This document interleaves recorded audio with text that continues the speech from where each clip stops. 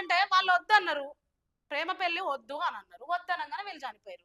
అసలు యువతకు దిమాక్ లేకుండా పోతుంది. ఆలోచన లేకుండా పోతుంది.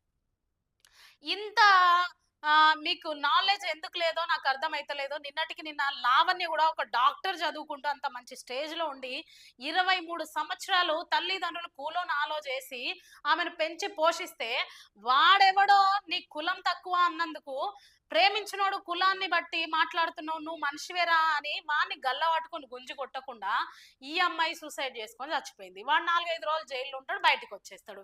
వీళ్ళేమో తల్లిదండ్రులు ఒప్పుకుంటలేరని వీళ్ళిద్దరు చచ్చిపోయారు. అసలు యువత ఎక్కడ పోతుంది?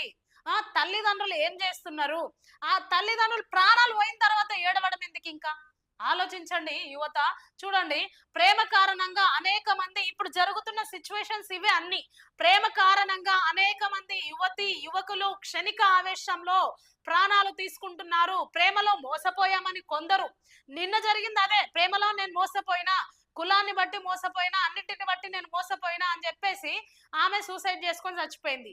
ప్రేమలో మోసపోయినా అని కొందరు చచ్చిపోతున్నారు. పెద్దలు ఒప్పుకోలేదని మరికొందరు చచ్చిపోతున్నారు.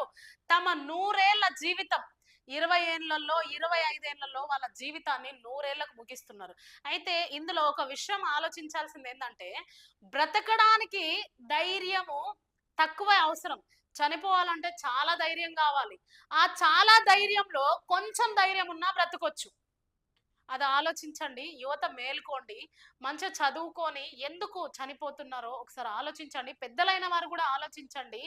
చనిపోయిన తర్వాత బాధపడడం కంటే బ్రతికున్నప్పుడు వాళ్ళకేదో నచ్చజెప్పడమో, లేకపోతే ఆ పెళ్లి మంచిది కాదని చెప్పడమో, లేకుంటే పెళ్లి చెయ్యడమో ఏదో ఒకటి చేయండి. కానీ ప్రాణాలు మాత్రం తీసుకోకండి. ప్రాణాలు తీయకండి.